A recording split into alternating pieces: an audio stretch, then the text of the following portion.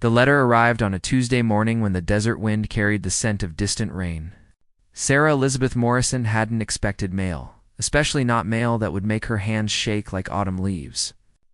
The envelope bore her name in handwriting she'd tried to forget for 7 long years, handwriting that once wrote promises on scraps of paper and tucked them under her pillow.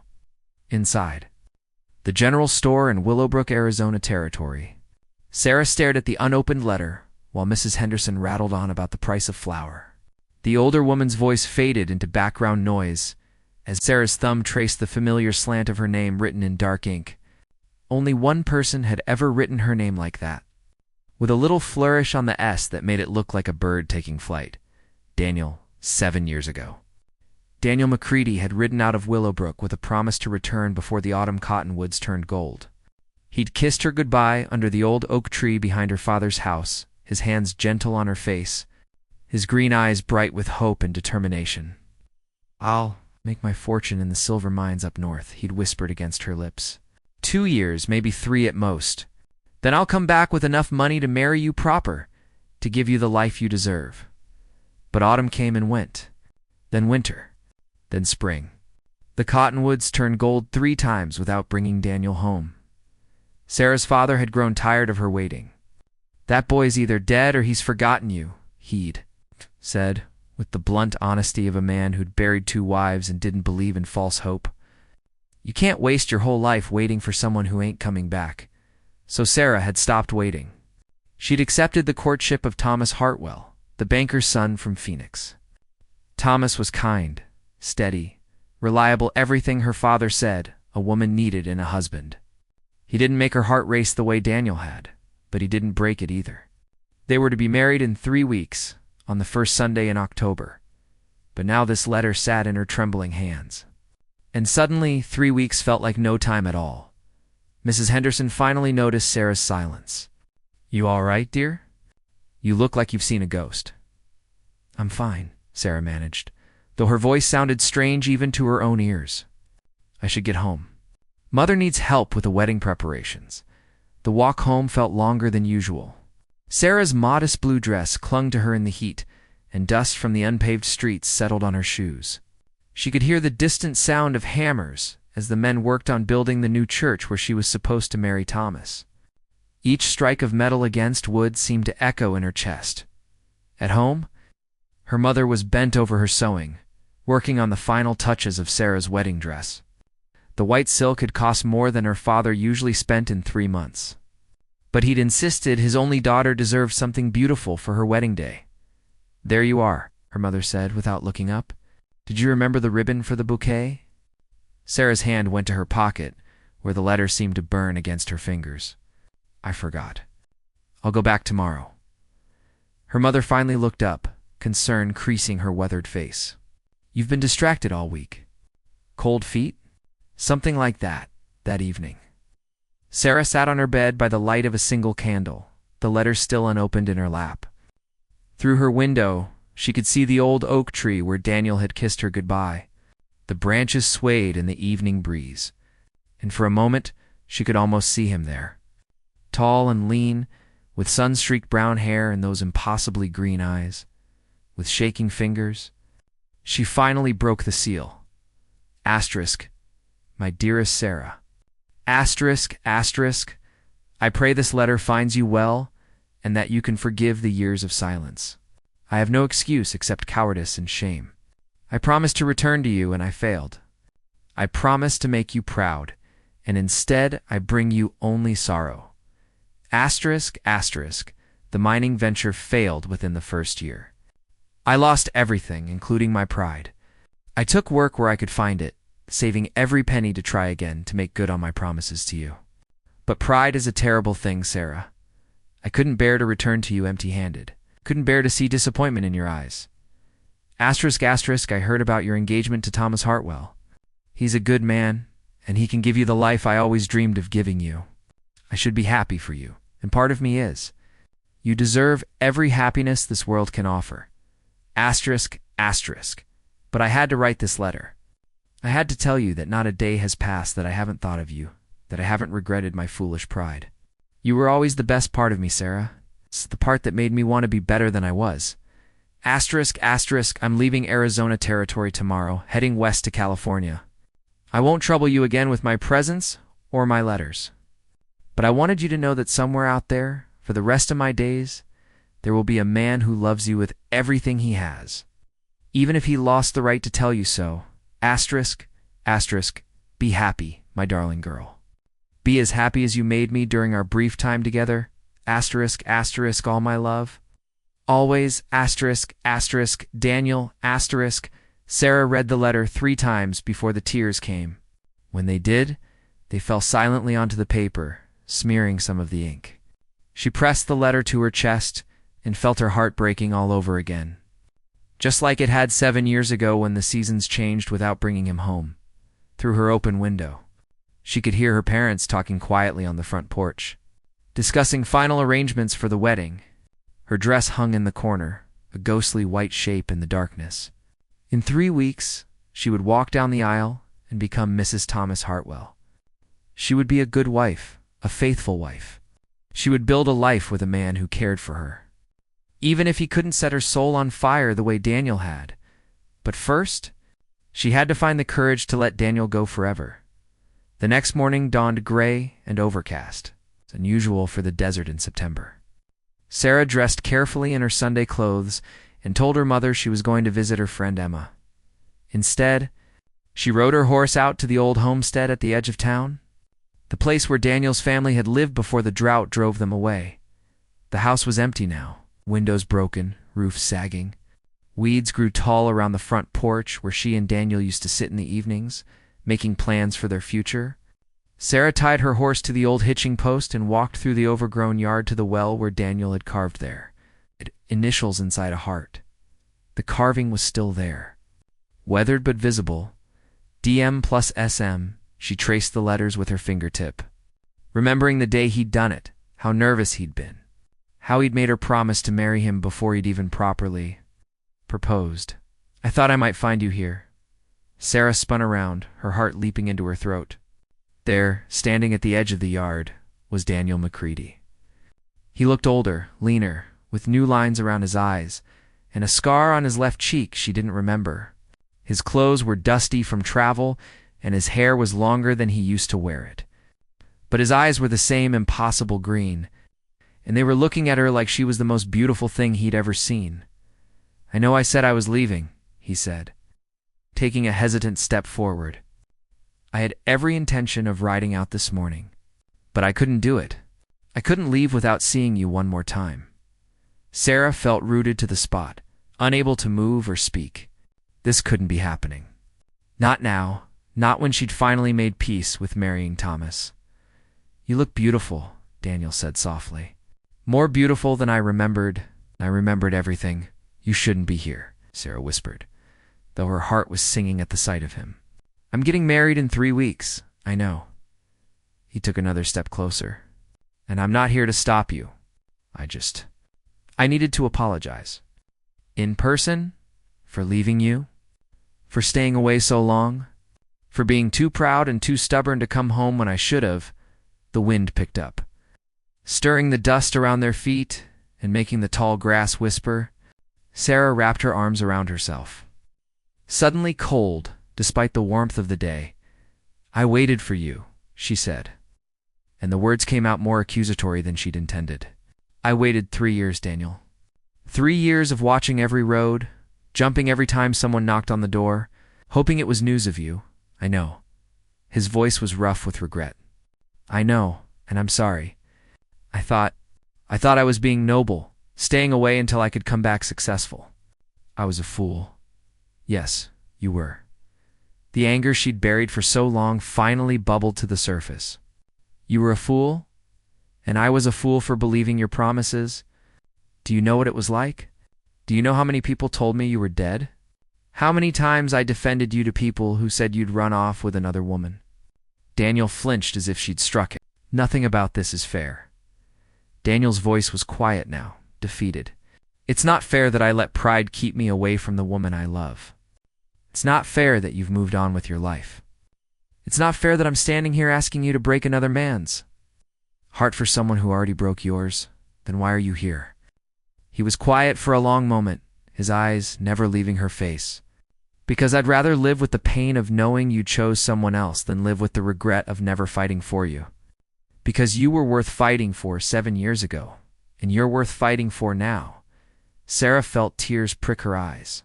It's too late, Daniel, is it? He took another step forward, close enough now that she could smell the familiar scent of leather and sage that always clung to him. Because if there's even a part of you that still loves me, if there's even a chance, don't. The word came out broken. Please don't make me choose. But even as she said it, Sarah knew the choice had already been made. It had been made 7 years ago under the old oak tree, sealed with a kiss and a promise. It had been made in 3 years of waiting and 4 years of trying to forget. In the way her heart had leaped when she saw his handwriting on that envelope, Daniel reached out slowly, carefully, and touched her face. His thumb wiped away a tear she didn't realize had fallen. I love you, he said simply. I've loved you since we were 16 years old and you dared me to race you to the creek. I loved you when I left. I loved you every day I was gone. I'll love you until the day I die, whether you choose me or not. Sarah closed her eyes, leaning into his touch despite herself. How many nights had she dreamed of this moment? How many times had she imagined him coming back, taking her in his arms, making everything right again? But life wasn't a fairy tale. Love wasn't always enough. The wedding is in 3 weeks, she whispered. I know people. I've already made arrangements. My dress is finished. The church is booked. Thomas has already put a down payment on a house in Phoenix. I know. I can't just run away with you. I'm not 16 anymore, Daniel. I can't just follow my heart without thinking about the consequences. Daniel's hand dropped from her face, and he stepped back. The loss of his touch felt like a physical ache. You're right, he said. You're absolutely right. I had no right to come here and turn your life upside down. I should go. But he didn't move, and neither did Sarah. They stood there in the ruins of his family's old homestead, surrounded by memories and regrets, neither able to take the step that would end this moment forever. The sound of approaching hoofbeats broke the spell. Sarah turned to see a familiar figure riding up the path. Thomas Hartwell, his dark suit immaculate despite the dusty ride, his expression concerned and curious. Sarah, Thomas called as he dismounted. Your mother said you'd come out this way. I was worried when... double quotes. His voice trailed off as he noticed Daniel standing in the shadows. Thomas was a handsome man in a refined way, with dark hair and intelligent brown eyes. He carried himself with the confidence of someone who'd never doubted his place in the world. As he approached, his gaze moved between Sarah and Daniel with growing understanding. Mr. McCready, Thomas said, his voice carefully neutral. I heard you were back in town, Mr. Hartwell. Daniel's voice was equally polite, but Sarah could hear the tension underneath. Congratulations on your engagement, thank you. Thomas moved to stand beside Sarah, not quite touching her, but close enough to make his claim clear. I trust you'll be moving on soon? It was a polite way of saying, get out of town, and everyone present knew it. Daniel's jaw tightened, but he nodded. I'll be leaving tomorrow, Daniel, Sarah said before she could stop herself. Both men looked at her and she felt heat rise in her cheeks. Take care of yourself. Something passed between them in that moment. Some silent communication that made Thomas's expression harden slightly. Daniel touched the brim of his hat. Ma'am, he said formally. Then he walked to his horse, mounted, and rode away without looking back.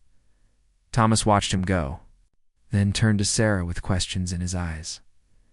An old friend, Sarah said, trying to keep her voice steady. I see. Thomas studied her face carefully. Sarah, if you need to talk about anything, you know you can tell me. She almost did. Almost told him everything about the letter, about the years of waiting, about the way her heart had nearly stopped when she saw Daniel again. Thomas was a good man. He deserved honesty, but instead, she smiled and took his offered arm. I'm fine. Just feeling nostalgic about the old days as they rode back to town together. Sarah tried to focus on Thomas's pleasant conversation about their wedding plans and their future in Phoenix, but her mind kept drifting to the man who was probably even now packing his few belongings, preparing to leave her life forever, That night, Sarah sat at her dressing table, brushing her hair and trying not to think about Daniel sleeping somewhere under the same stars. Tomorrow, he would be gone, and she could go back to being Thomas' sensible fiancé, preparing for a sensible marriage that would give her a sensible, comfortable life. The thought should have brought her peace. Instead, it made her feel like something vital was being torn away. A soft knock at her window made her freeze. She turned to see a familiar silhouette outside, and her heart began to race. She opened the window carefully, mindful of her parents sleeping down the hall. "Daniel, what are you doing here?" "I couldn't leave," he said simply. "Not without giving you this." He held out an envelope. "I wrote it 7 years ago, the night before I left. I was going to give it to you then, but I thought it was too soon. I should wait until I came back successful."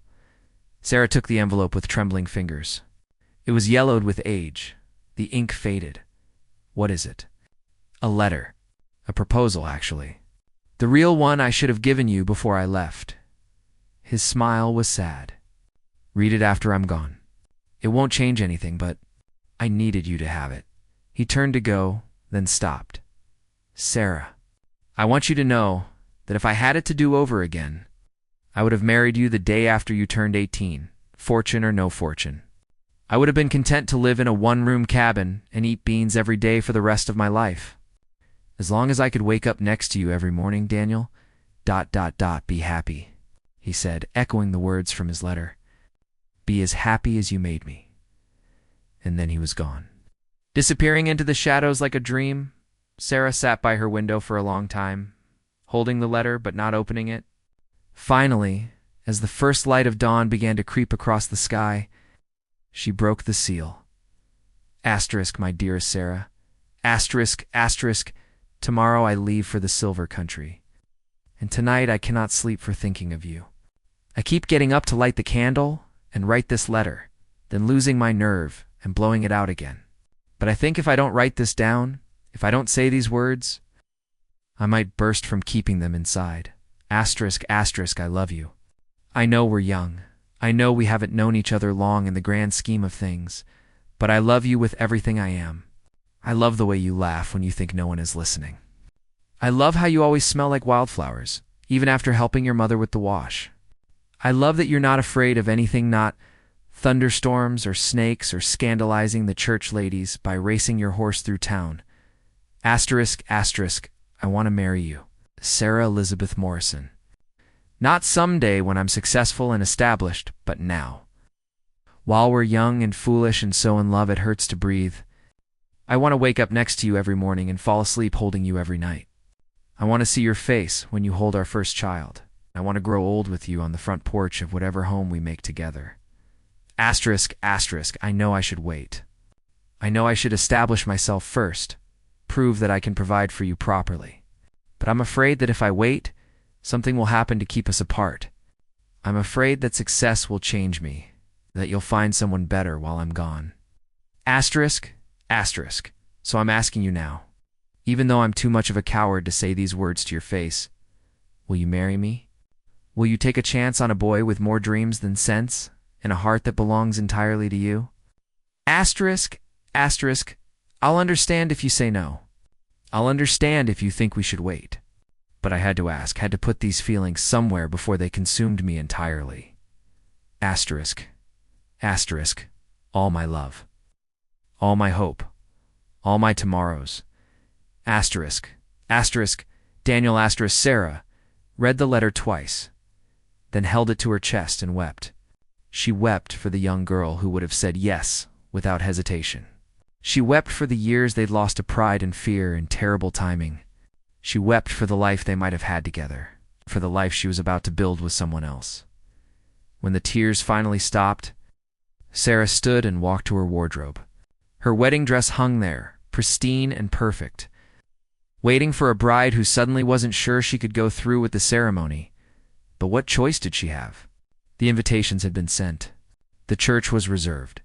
Thomas had planned their entire future together.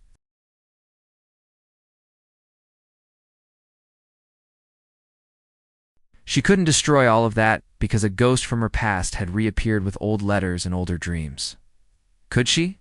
The next 2 weeks passed in a blur of final preparations. Sarah went through the motions of being an excited bride-to-be, but her heart wasn't in it. Every time Thomas spoke about their future, she found herself comparing it to the life she might have had with Daniel. Every time she looked at her wedding dress, she remembered the rough proposal written in faded ink. She tried to convince herself that she was doing the right thing. Thomas loved her, and she cared for him. That was more than many women had. She would be comfortable, respected, secure. What more could she ask for? But late at night, when the house was quiet and her parents were sleeping, Sarah would sit by her window and look out at the old oak tree. Sometimes she could swear she saw Daniel there, waiting for her to come to him. Other times she was sure it was just moonlight and shadow, playing tricks on her lonely heart. The night before her wedding, Sarah couldn't sleep at all. She sat by her window, still in her nightgown, watching the stars and trying to imagine herself as Mrs. Thomas Hartwell. The image wouldn't come into focus. Every time she tried to picture herself in Phoenix, living in Thomas's house, bearing his children, the vision slipped away like water through her fingers. A sound from the yard below made her lean forward. There, standing under the oak tree, was a figure she recognized even in the darkness. Daniel had come back. Without thinking, Sarah grabbed her shawl and crept downstairs, careful not to wake her parents. She slipped out the back door and across the yard to where Daniel waited. "You're supposed to be gone," she whispered. "I couldn't do it." His voice was rough with emotion. "I rode as far as the county line, then turned around. I kept thinking about that letter I gave you, about all the things I should have said 7 years ago. About all the chances I've wasted. Daniel, please. Don't make this harder than it already is. Run away with me." The words hung in the air between them, shocking in their simplicity. "What?" "Run away with me," he repeated, stepping closer. "Tonight? Right now. We'll go to California, or Oregon, or anywhere you want. We'll start over, just the two of us. I can't." But even as she said it, Sarah felt her resolve wavering. "I can't just disappear on my wedding day. Think of the scandal. Think of poor Thomas. Think of us," Daniel said urgently. "Think of the life we could have together. I know I don't have much to offer you. I know Thomas can give you things I can't. But I can love you the way you deserve to be loved. I can love you the way I should have loved you 7 years ago, without letting pride get in the way." Sarah closed her eyes, feeling the pull of temptation. It would be so easy to say yes, to follow her heart for once instead of her head, to choose passion over practicality, love over security. What about all the people who've made arrangements for tomorrow? The guests, the preacher, the ... What about you? Daniel interrupted. What about what you want? When's the last time you asked yourself what would make you happy? Sarah looked at him, really looked at him. He was older now, weathered by years of hard work and disappointment, but his eyes still held the same warmth, the same fierce love that had captured her heart when she was barely more than a girl. "I don't know if I'm brave." "Enough," she whispered. "You're the bravest person I know." Daniel reached out and took her hands in his. "You waited for me for 3 years. You're brave enough to start over with the man you love." For a moment, Sarah let herself imagine it. Riding away with Daniel into the desert night, leaving everything familiar behind for the promise of something real and true. No more pretending to be excited about a marriage that felt like settling. No more lying to herself about her feelings. But then, she thought about her parents, about the shame and gossip that would follow them for years. She thought about Thomas, waiting at the altar for a bride who never came. She thought about all the people who believed in her, who saw her as a respectable young woman making a sensible choice. "I can't," she said, pulling her hands away. "I'm sorry, Daniel, but I can't. It's too late for us." Daniel's face crumpled with disappointment, but he nodded. "I understand. I waited too long, and now someone else gets to love you the way I should have. It's not about timing," Sarah said, though she wasn't sure if she was trying to convince him or herself. "It's about responsibility, about doing what's right instead of what feels good, and marrying a man you don't love is what's right." The question hit like a physical blow. Sarah wrapped her shawl tighter around herself, suddenly cold. "I care for Thomas. That's enough." "Is it?" Daniel's voice was gentle now, sad. Is it really enough for you, Sarah? Because it wouldn't be enough for me. I'd rather be alone for the rest of my life than settle for something that was just ... enough. He turned to go, then stopped. If you change your mind tonight, tomorrow, next year, whenever you send word to the Silver Dollar Saloon in Tucson, I'll be waiting, Daniel. ... I'll be waiting, he repeated, however long it takes. And then he was gone, disappearing into the shadows for what Sarah was sure would be the last time. The wedding dawned bright and clear, with a crisp autumn wind that made the cottonwood leaves dance like gold coins in the sunlight. Sarah stood in front of her mirror while her mother fussed with the final adjustments to her dress, chattering nervously about the ceremony and the reception and how proud her father was. You look beautiful, sweetheart, her mother said, stepping back to admire her work. Absolutely radiant. Sarah looked at her reflection and saw a stranger, a pale young woman in white silk, with hollow eyes and a smile that didn't reach them. She looked like a bride, but she didn't feel like one. Mother, she said suddenly, what if I'm making a mistake? Her mother's hand stilled on the pearl buttons. What kind of mistake? What if I don't love Thomas the way a wife should love her husband? Love grows, her mother said firmly. Your father and I barely knew each other when we married, and we've been happy for 25 years. Thomas is a good man who will provide for you and treat you well. That's more important than romantic nonsense. But what if it wasn't? What if love, real, passionate, all-consuming love, was worth more than security and respectability? What if she was throwing away her one chance at happiness for the sake of other people's expectations? Sarah thought about Daniel's letter, hidden now in the bottom of her hope chest. She thought about his face last night, about the way he looked at her like she was his whole world. She thought about Thomas, waiting for her at the church, and felt nothing but a vague fondness that paled in comparison to the fire Daniel had always sparked in her. It's time, her father said from the doorway. He looked handsome in his best suit, his gray hair slicked back, his weathered face shining with pride. You ready, little girl? No, Sarah thought. I'm not ready at all. But she took her father's arm and walked with him to the waiting carriage, her white dress rustling around her like the wings of a caged bird. The church was packed with well-wishers, from town and guests who had traveled from Phoenix for the occasion. Sarah walked down the aisle with measured steps, her bouquet of wildflowers trembling in her hands. At the altar, Thomas waited with a broad smile, looking every inch the successful banker's son in his perfectly tailored suit.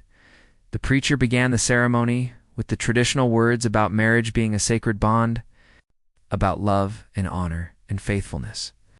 Sarah tried to focus on the familiar phrases, tried to find comfort in the ritual.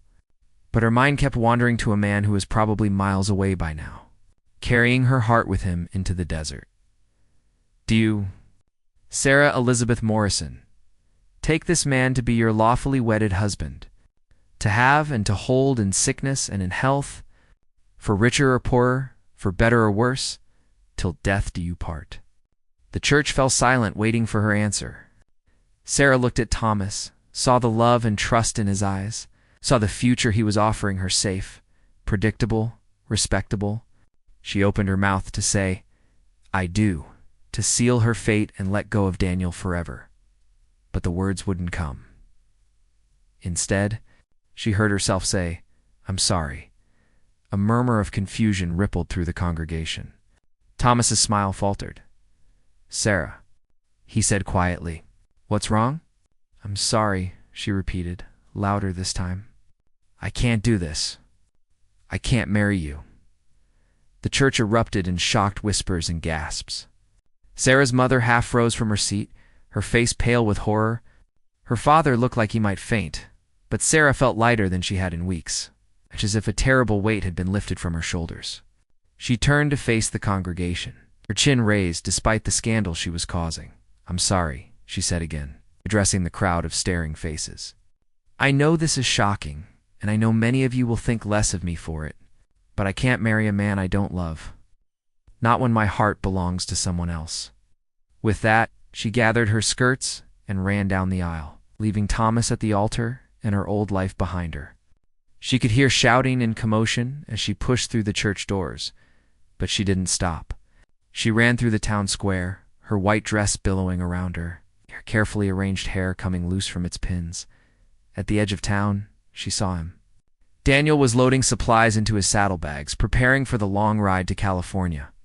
His horse was already saddled, and it was clear he was just minutes away from leaving forever.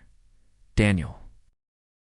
He turned, and the look of shock and hope on his face was worth every scandal she'd just caused. She ran to him, still in her wedding dress, still carrying her bouquet of wildflowers. "I couldn't do it," she gasped, out of breath from running. "I couldn't marry him. Not when I love you." Daniel caught her in his arms, spinning her around as tears of joy streamed down both their faces. "Are you sure?" he asked when he set her down. "Are you sure you want to give up everything for a man with nothing to offer but his heart?" "Your heart is all I've ever wanted," Sarah said, reaching up to cup his face in her hands. "I've been a fool to think I could settle for anything less." Behind them, the sound of approaching hoofbeats announced the arrival of a very angry-looking crowd from the church. Sarah's father led the charge, his face purple with rage and embarrassment. "Sarah Elizabeth Morrison, you get away from that man this instant," he shouted. But Sarah was already climbing onto Daniel's horse, helped by his strong hands. She looked down at her father, at Thomas, who had ridden out with them. At all the people who had expected her to be someone she wasn't. "I'm sorry," she said one more time, "but I have to follow my heart." Daniel swung up behind her, and together they rode out into the desert, leaving the shocked wedding party behind them. Sarah's white dress streamed out behind her like a banner of freedom, and her laughter mixed with Daniel's as they galloped toward the horizon. They didn't stop until they were miles outside of town. When Daniel finally pulled the horse to a halt near a small creek lined with cottonwood trees, Sarah slid down from the saddle, her elaborate wedding dress completely unsuitable for desert travel. "I have nothing to offer you," Daniel said, looking suddenly uncertain. "No money, no house, no prospects beyond whatever work I can find in California." "You have yourself," Sarah said simply. "That's all I need." "What about your family? Your reputation? Everything you're giving up?" Sarah thought about this seriously. She would miss her parents, and she was sorry for the pain her decision would cause them. The scandal would follow her name for years, and there would be those who would never forgive her for what she'd done to Thomas. But when she weighed all of that against the love she felt for the man standing before her, there was no contest. "Some things are worth more than reputation," she said. "Some things are worth the risk." Daniel pulled her into his arms then, kissing her with 7 years' worth of longing and love. When they finally broke apart, both breathing hard, he rested his forehead against hers.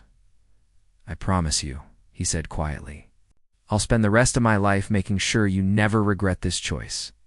"I won't regret it," Sarah said, with absolute certainty. "The only thing I regret is that it took me so long to make it." As the sun began to set over the desert, painting the sky in shades of gold and crimson, Daniel and Sarah made camp by the creek. Sarah's wedding dress was hopelessly dirty now, torn and stained from their wild ride, but she had never felt more beautiful. They were married 3 days later by a traveling preacher in a small town just across the California border. Sarah wore a simple blue dress Daniel had bought her, and her bouquet was made of desert wildflowers they'd picked together. There were no guests, no fancy reception, no elaborate ceremony. But when Sarah looked into Daniel's eyes as they exchanged vows, she knew she had never been happier. This was the wedding she should have had 7 years ago, simple and honest and full of real love. The years that followed weren't easy. They worked hard to build a life together in California, Daniel taking whatever jobs he could find while Sarah took in sewing and helped other families with their children.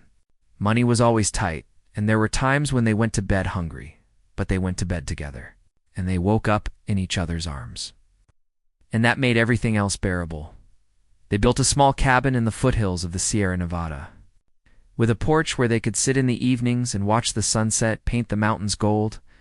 Sarah planted a garden and learned to can vegetables for the winter. Daniel found steady work at a lumber mill and saved every penny he could. On their 5th wedding anniversary, he surprised her with a small wooden box. Inside was a simple gold ring, nothing fancy, bought with money he'd saved for months. "I know it's not much," he said as he slipped it onto her finger. "But I wanted you to have something that showed the world you're mine. And I'm yours." Sarah looked at the ring through tears of happiness. "It wasn't the expensive jewelry, Thomas.